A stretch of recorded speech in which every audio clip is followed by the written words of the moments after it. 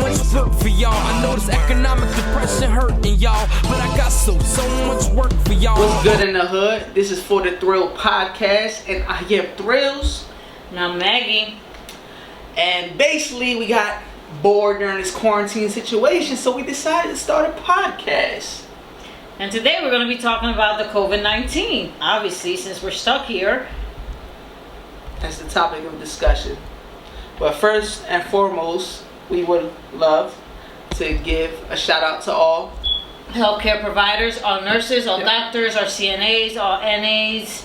All essential workers that are out there putting their lives on the line for all of us. A big shout out to you guys because we really appreciate everything that you're doing for us. Honestly, there is nothing that I can say to you guys that is going to express how appreciative I am of what you guys are doing for us and our families. 100%. Y'all out there every day risking your lives. Shout out to my mother. She is an essential worker in the healthcare field. And shout out to everyone's family members that's going through this type of situation and holding it down in these crazy times. Because this is like a movie. This is definitely like something out of what Steven Spielberg type situation is crazy. Yeah, and I think quite honestly, it's so surreal that people are not taking this situation seriously, because you still see so many people outside, even though they're telling you keep your distance, stay home, don't go out. You see even today when we went out and we were going to stop at Walmart and the whole damn parking lot was full of people. I don't understand. Mind you, we did not go in. Maggie was like, look at all these people out here. You know what I did? Rolled up my window let's go. Let's go. We is not going in there. It's crazy. It's crazy. It's just, to me, it's crazy that people are not taking this situation serious. I mean, there are countless deaths. There are countless people that are being infected. My only concern with all of this is we don't truly know how many people are infected, how many people have died, because I don't think the numbers that are coming out right now are a true, accurate representation of what's going on right now. Yeah, I agree. I don't think the numbers are accurate, and I don't think they can be 100% accurate because there's so many different situations going on when it comes down to the statistics, from country to country, from state to state, from city to city. Some people are passing away off of a flu, and they're saying it could be related to COVID-19, but they don't know if it is. So I heard that there were situations where they're stating that, if they don't know, then they're just going to say it's COVID. So it's not 100% factual. No, it really isn't. And when are we actually going to know how many people are infected? When are we actually going to know how many people died of the COVID-19? No, it may take years before they even come out with the real numbers on, well, this many people were infected. Well, this many people died from this coronavirus. I don't know about everybody out there, but I truly want to know, what does everybody think about what's going on? Because I truly right now don't even believe half of the shit that is going on or that is being said by the government. That's me personally. I don't know about anybody else, and it's just, that's an opinion that I have because I just don't know what's going on, how it started, where it started, the numbers that they come up with, where are they coming up with these numbers? Right, they tell us one thing and then tell us another. At the beginning, they're saying do not wear the mask, blase, blase. And then, what is it, Dr. Fauci? Dr. Fauci, was it a couple months after, he goes, now we should wear the mask, and this is why we should wear the mask, and the reason we shouldn't have wear the mask, or the reason they said we shouldn't have wear the mask, was because they were trying to stop people from hoarding the mask. But now they're saying we need to cover up. So I mean, from the beginning, they should have just stated, okay, do not go and hoard the mask. You definitely should wear something over your face, bandana, whatever you can make at home. But we want to keep these for the essential workers. That's what they should have stated instead of contradicting themselves. That's my opinion on that.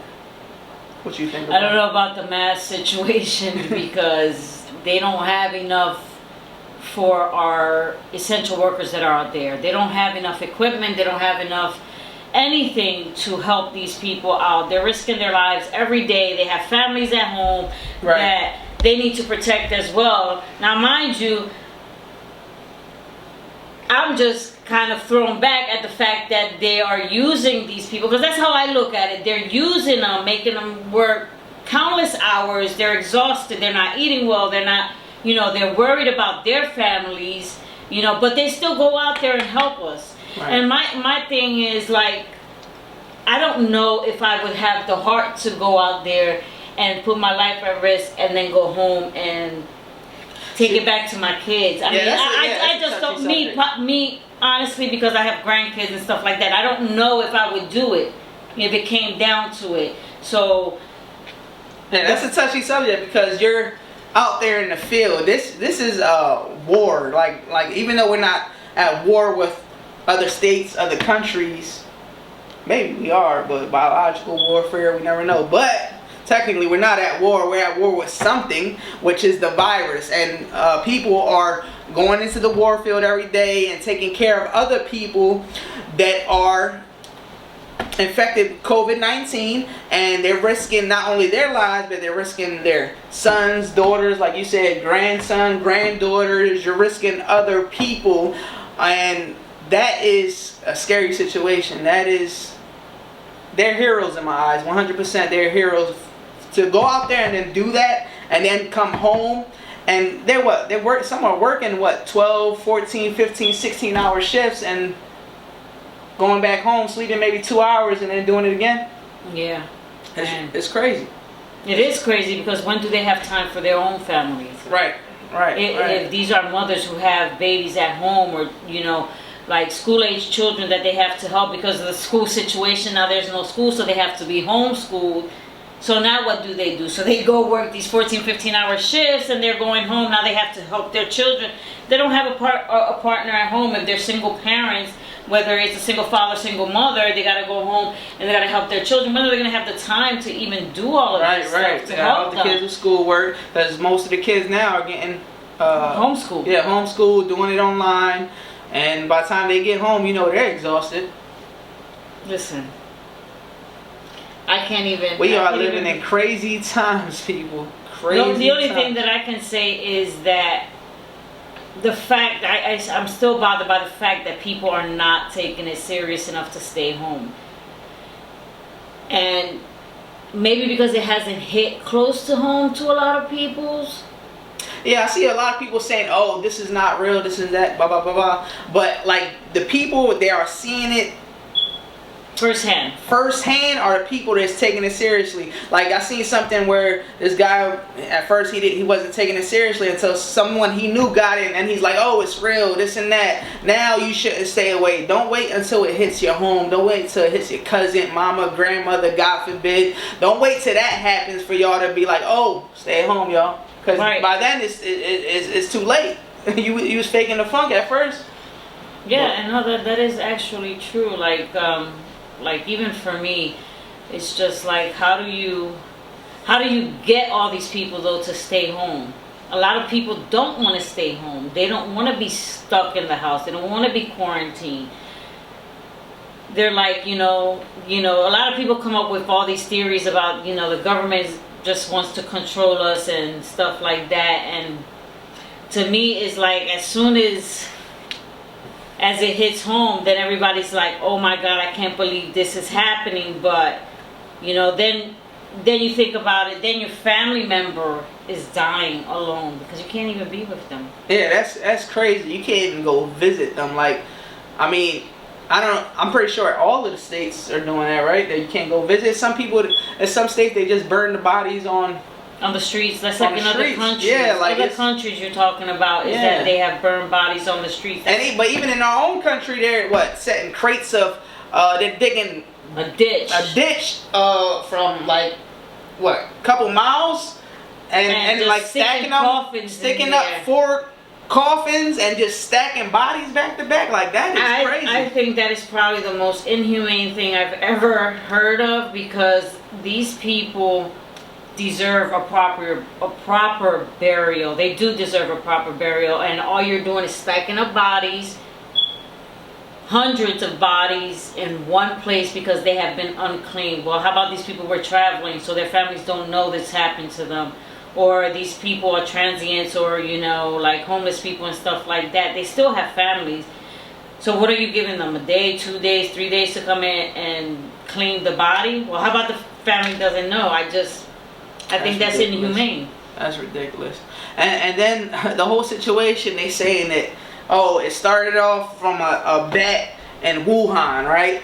All right, and then they told us, they said, oh, you these animals can't get it. So you told me it started off from a bat. Bat's a creature, but you're like, oh, animals can't get it. Okay, yeah, sure, they can't get it. But now all of a sudden, a tiger has it. Yeah, of course. You said it was a creature that had it at first, and then you told us no animals can get it. Now a tiger has it. Like, that's my biggest concern with that is, how the hell did the tiger get it? Like, and what made you think of even testing this tiger to find out whether he had it or not? I mean, right? Was the tiger sneezing? They had a bad cough. Like what happened? Like, what was the motive? Like, how did you know he was sick? Like, and then if that tiger was sick, the tiger, like when I go to the zoo, when I've been to the zoo, I've seen a tiger playing with other tigers. So now all those tigers infected? Are all them tigers being tested for COVID-19? And how are you testing the tigers? You sticking the needle up their nose? Like this is crazy, like, right? I mean, it's not a funny situation. It really isn't. But you have to think about the stuff that they come up with, like the excuses they give you, like the numbers they give you, like how it started, where it started, why it started, and why did it take so long for you to realize that this was a problem. Is it the new thing? It's supposedly started in Europe or something like that? Well, it started spreading, according to an article that I read, it started spreading not from China but from Europe. So people traveling from Europe into New York started spreading this virus. Okay, so my thing is, how do you know how that happened? Did you go out there and just realize that somebody came from Europe and started it? Yeah, I don't know. Like, will be patient 0. Who is patient 0? Don't know. The first patient that got infected, or the first patient that ate the bat, or whatever. I don't know about all this. There is out there. This virus it's scary. I think for me it's just scary because it's gonna cause like mass hysteria for everybody. Everybody has to stay in.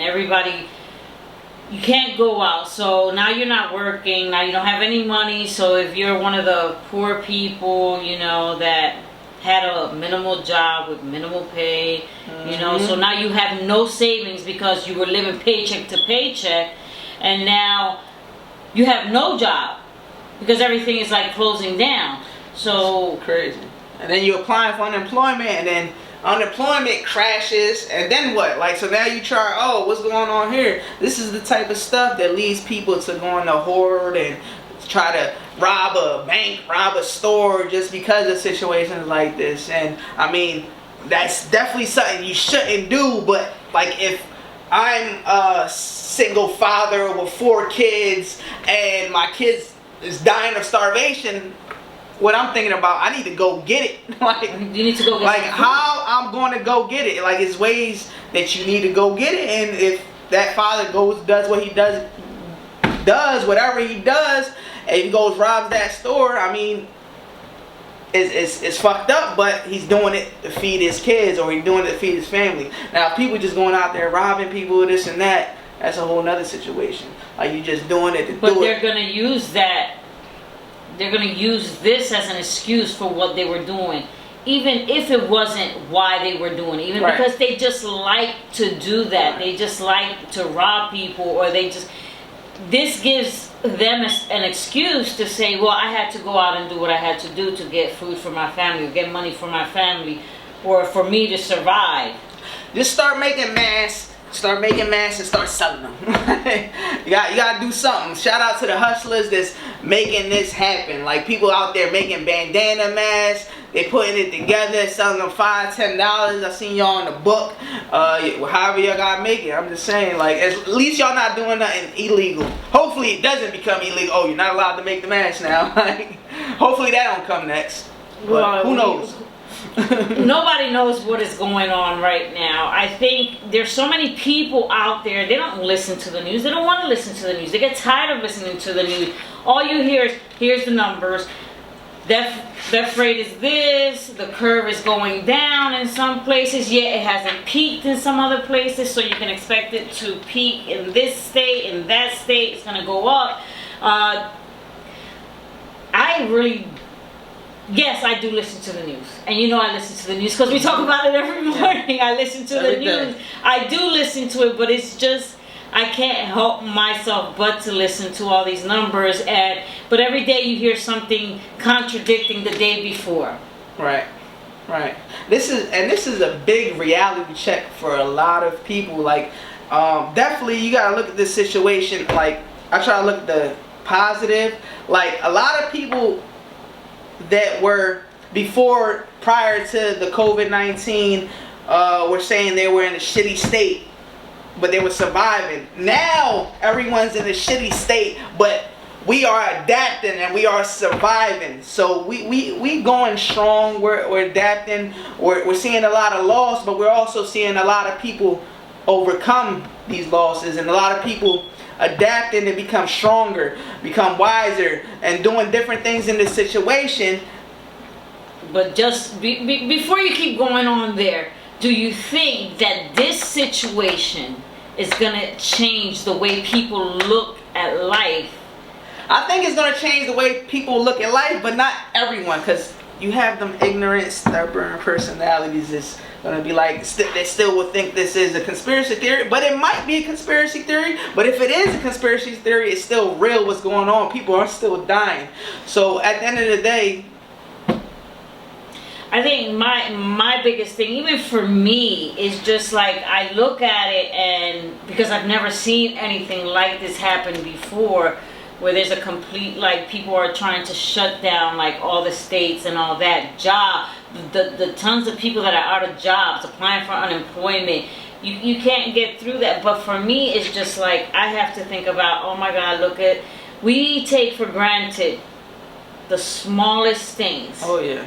Like, even to go to the store and buy water, we take advantage of that. Water is an essential for us. 100%. And now what happens? Like, the stores run out of water because people are going to buy 2, 3, 4, 5 cases at one time. They think, oh my God, let me go get this just in case the store closes down and stuff like that. So you take advantage of that. How many people you know drink half a bottle, throw it out the window? Right. Now everybody trying to save them bottles. How many people you know, they cook, one person will eat, they throw all that food away?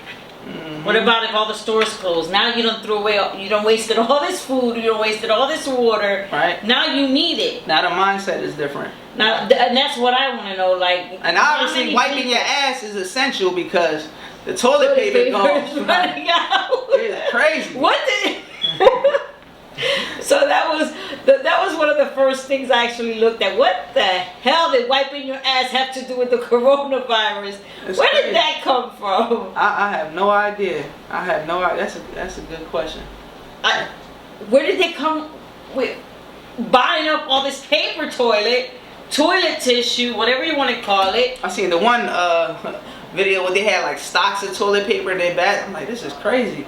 Is that for a company or is that for one person? Like, these people are actually buying it out like it's water. Like, yeah, like exactly like that. Like, if you were never going to be able to go to the store again and get toilet tissue. That's nuts. I don't know. This situation is crazy, I think, for everybody. But I've spoken to several people who just, they're taking it lightly. They just don't think it's severe enough for them to stay home.